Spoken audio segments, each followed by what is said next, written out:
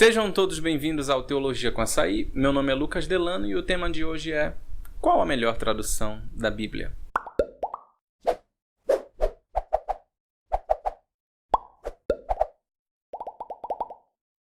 Mas antes de nós começarmos, eu quero te pedir: se inscreve no canal, dá o like, ativa as notificações e compartilha com todo mundo.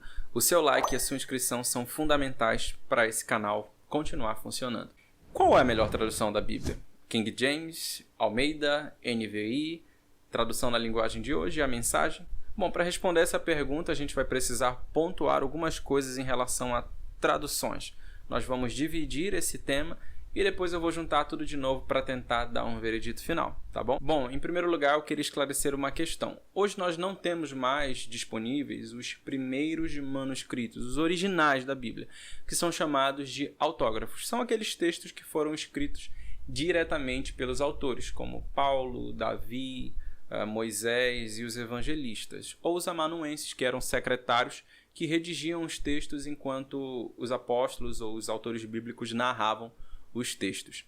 O que nós temos hoje são dezenas e centenas e milhares de cópias, tanto do Antigo quanto do Novo Testamento, que foram conservados e preservados dentro de uma cultura judaica e também da tradição da igreja, que era extremamente rigorosa dentro desse processo das cópias dos textos sagrados. Norman Geisler vai nos falar que o Talmud fala sobre algumas regras extremamente rígidas e polidas que os escribas precisavam se submeter para poder entrar no processo de cópia dos textos sagrados, ao ponto de terem que contar todas as letras de um texto, conferir todas as linhas. Se houvesse algo fora do lugar, o trabalho deveria ser desfeito e novamente começado, para poder obter um resultado de excelência dentro desse processo de cópia dos textos sagrados. Então, todas as Bíblias que as sociedades bíblicas internacionais produzem hoje são baseadas nesses manuscritos, tanto do Antigo quanto do Novo Testamento. Portanto, a gente precisa dividir a nossa análise em duas partes. Em primeiro lugar, Antigo Testamento e, em segundo lugar, Novo Testamento. O Antigo Testamento ele se baseia basicamente em duas fontes principais para fazer a tradução das Bíblias que nós temos hoje.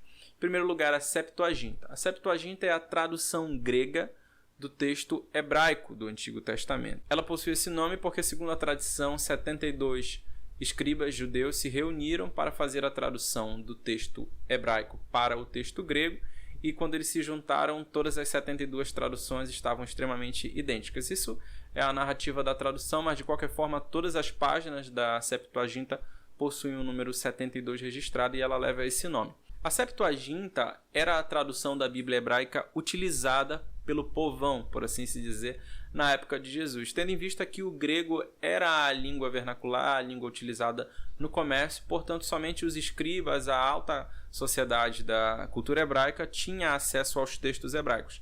A maioria do povo utilizava os textos do Antigo Testamento na tradução grega, que é a Septuaginta, e ela continua ainda sendo utilizada hoje como um instrumento de tradução para o Antigo Testamento. As menções que nós temos no Novo Testamento de textos do Antigo são geralmente utilizadas da Septuaginta. A segunda fonte que as sociedades bíblicas utilizam para fazer a tradução dos textos do Antigo Testamento é o texto massorético, que é uma compilação dos principais textos, dos principais manuscritos do Antigo Testamento, incluindo o Códex Leningrado e o Códex de Alepo, que é esse aqui, o texto massorético do Antigo Testamento e o texto majoritário do Novo Testamento, que foi utilizado por Lutero e tantos outros tradutores e ainda é utilizado hoje para a tradução do Novo e do Antigo Testamento. Esses textos eles são datados aproximadamente do século X e comumente eles foram atacados por algumas comunidades científicas e por algumas correntes ateístas, mas houve uma grande surpresa no ano de 1947, quando aconteceu talvez a maior descoberta arqueológica bíblica de todos os tempos, que foi o achado dos escritos do Mar Morto, ou dos manuscritos de Qumran. Foram mais de 800 textos do Antigo Testamento que foram encontrados no deserto da Palestina, especificamente nas cavernas de Qumran, que era um local onde os essênios da época do período intertestamentário, até mesmo do período do Novo Testamento, viviam, e ali eles tinham uma forte tradução de cópia dos documentos sagrados. E ali foram encontrados em vasos de barro mais de 800 textos do Antigo Testamento que datam, pasmem, 1 milênio de antecedência em relação aos códex do século X. E o mais interessante desses textos é que quando foi feito um estudo comparativo entre os manuscritos do Mar Morto e os documentos do século X, a semelhança entre eles era extremamente grande, ao ponto do livro de Isaías possuir uma correspondência de até 95% entre o texto que foi preservado por mais de 1000 anos. E com isso, caiu por terra a argumentação de que a Igreja Católica na realidade alterou os textos. Você tem um texto que data de aproximadamente 100 anos antes do nascimento de Jesus e um texto do século X que possui 95% de semelhança entre si. E assim nós podemos ver como Deus preservou a sua palavra soberanamente. Os manuscritos de Qur'an também são utilizados hoje pela crítica textual para fazer a comparação com os manuscritos e a tradução dos textos do Antigo Testamento. Em relação ao Novo Testamento, as sociedades bíblicas também utilizam dois textos básicos, que são o texto crítico e o texto majoritário. Em primeiro lugar, o texto crítico, que também é chamado de texto minoritário, é uma compilação de alguns textos gregos, aproximadamente 5 textos principais, que são o Codex Vaticanus e o Codex Sinaíticos, e apesar de serem a minoria dos textos, são os textos mais antigos, que datam até do século I depois de Cristo. Então você tem textos que são utilizados para a tradução no Novo Testamento, que são datados de aproximadamente uma geração apenas após o acontecimento dos fatos do Novo Testamento. Então são textos que possuem uma confiabilidade alta por conta da sua datação, por conta da sua antiguidade. Segundo os manuscritologistas, eles são os textos mais seguros em relação ao texto majoritário. O segundo texto base é o texto majoritário, que também é chamado de texto receptus. Ele se baseia na maioria dos manuscritos do Novo Testamento e possui aproximadamente 5.000 manuscritos que foram preservados ao longo da tradição da igreja. E eles datam do século 8 ao século 10. E esses textos foram usados largamente para a tradução dos textos do Novo Testamento, como a Bíblia de Lutero, a Bíblia de Tyndale, King James, entre outros. E apesar de nós estarmos falando de textos diferentes, como o texto receptus e o texto crítico, você poderia perguntar, então quer dizer que a Bíblia pode ser tirada de duas fontes? Na realidade, as diferenças que existem entre o texto crítico e o texto receptus são mínimas, e as diferenças que existem não comprometem nenhuma doutrina fundamental do Novo Testamento. Qualquer outra doutrina que apareça no texto crítico e não apareça, por exemplo, no texto receptus, que são palavras bem pequenas ou alguns trechos, podem ser provados através de outros textos do Novo Testamento. Então, o primeiro ponto em relação às traduções da Bíblia de hoje é esse. Algumas Bíblias vão se basear na minoria dos manuscritos, que entretanto possuem uma datação mais antiga, e alguns vão dizer que por isso esses textos são mais confiáveis. Outras Bíblias vão se basear na maioria dos manuscritos, que entretanto possuem uma datação mais tardia, e eles vão dizer que por serem a maioria e serem a tradição que foi utilizada por muitos anos, esses são os manuscritos confiáveis, que entre si não possuem grande divergência. As poucas palavras que divergem entre um texto ou outro podem ser resolvidas com outros textos do Novo Testamento. Em segundo lugar, eu preciso falar sobre os métodos de tradução, e aqui eu queria falar um pouco sobre teoria da tradução.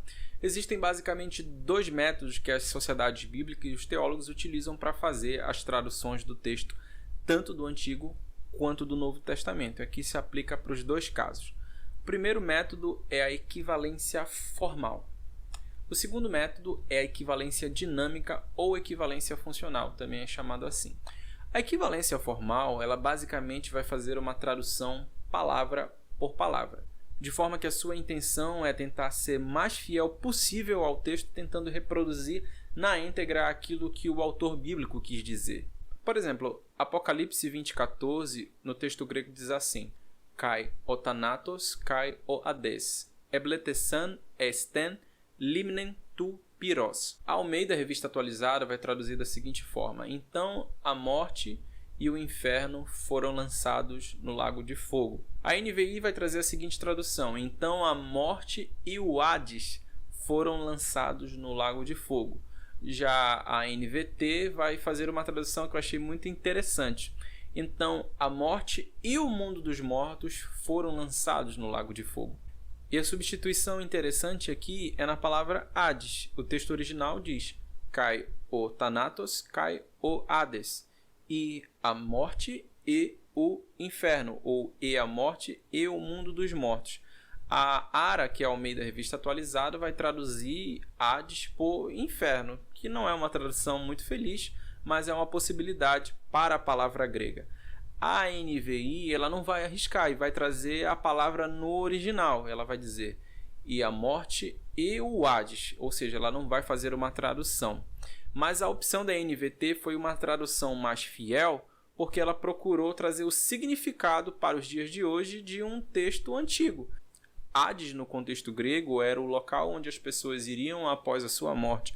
Portanto, falar Hades no contexto de hoje talvez não soe muito significativo. Então a NVT preferiu fazer uma equivalência dinâmica. Ela traduziu Hades justamente por mundo dos mortos, enquanto que a ARA, Almeida e a NVT preferiram fazer uma equivalência formal. Eles traduziram palavra por palavra, ou inferno ou o próprio Hades. Outro bom exemplo em relação à equivalência formal e dinâmica é a forma como a Almeida e a NVI traduzem o texto de Colossenses 3,12. O texto diz assim, na versão da Almeida, na equivalência formal: Revesti-vos, pois, como eleitos de Deus, santos e amados, de entranhas de misericórdia. Já na NVI, com uma equivalência mais dinâmica, o texto diz assim: Portanto, como povo escolhido de Deus, santo e amado, revistam-se de profunda compaixão. A chave aqui está na palavra entranhas, que no grego é esplagna, que a NVI traduziu como profunda.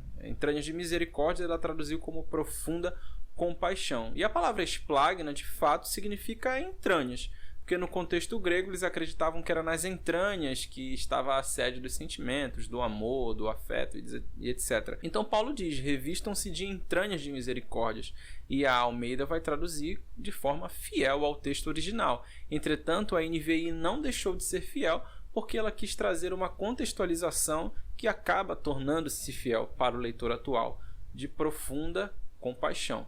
Em 1 Samuel capítulo 2, verso 1, o texto hebraico diz: Alas libi Yahvé, Ramá karni Yahvé.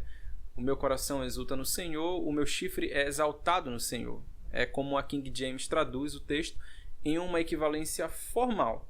E de fato a palavra karni ali significa chifre. Mas olha como a NVI vai fazer uma equivalência dinâmica e traduzir o texto da seguinte forma: O meu coração exulta no Senhor. No Senhor, minha força é exaltada. Então ela vai substituir a palavra chifre por força. De fato, karni no hebraico significa chifre e é ali no contexto do Antigo Testamento um símbolo da força e do poder.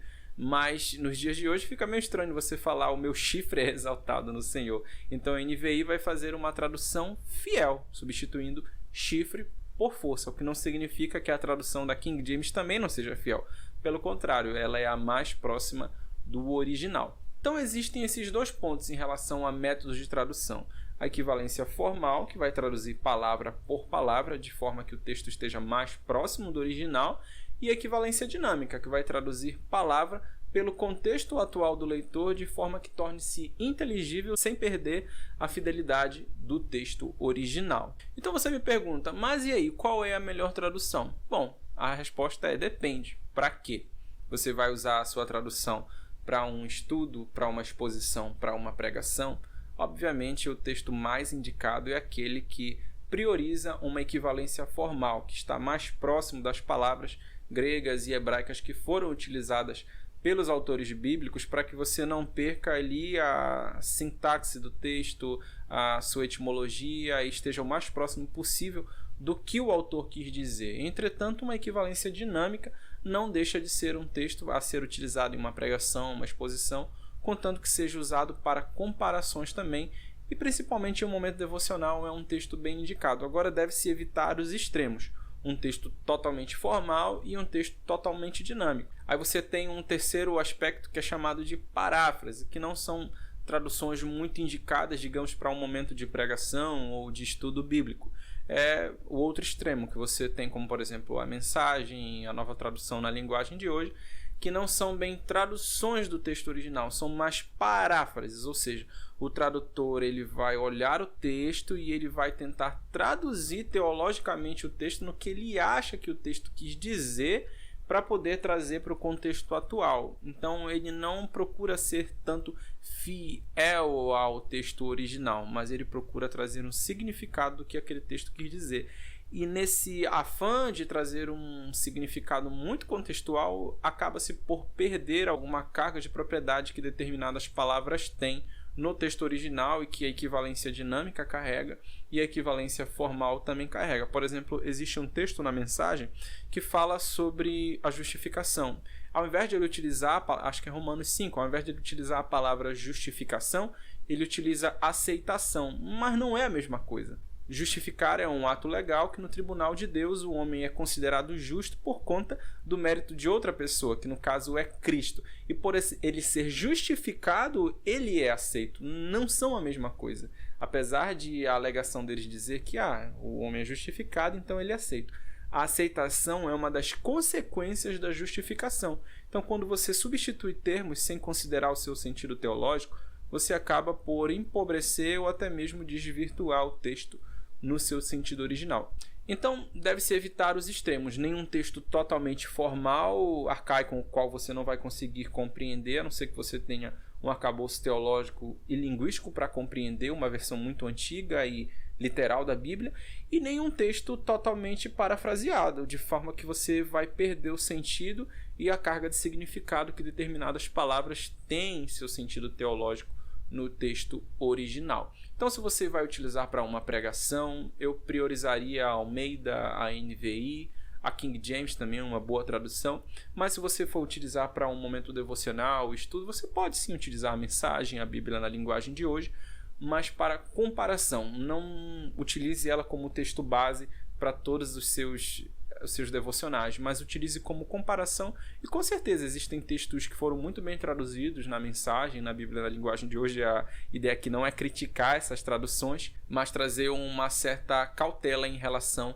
a alguns métodos de tradução. Eu gosto muito da Almeida Revista Atualizada, é a minha tradução favorita, mas também você tem a King James, a NVI, a NVT, que também são boas traduções. Então, qual é a melhor tradução da Bíblia? A resposta é depende para o que você vai utilizar. Você precisava compreender um pouco sobre isso.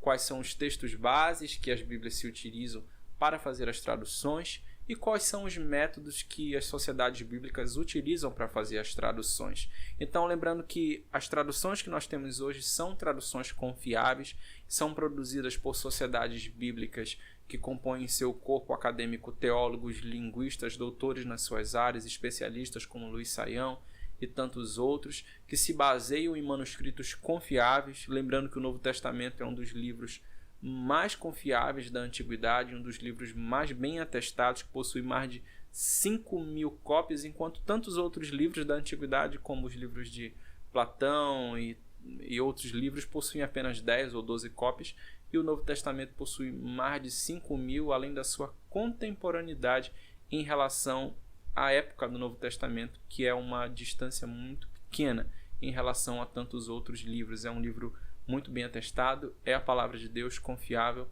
alimento para as nossas vidas, e independente da tradução que você utiliza, leia a Bíblia Sagrada. Lembre do Salmo 1 que diz: bem-aventurado o homem que não anda segundo o conselho dos ímpios, não se detém no caminho dos pecadores e nem se assenta na roda dos escarnecedores. Antes, tem o seu prazer na lei do Senhor, e na sua lei medita de dia e noite. Será como árvore plantada junto ao ribeiro de águas. Deus te abençoe e até a próxima.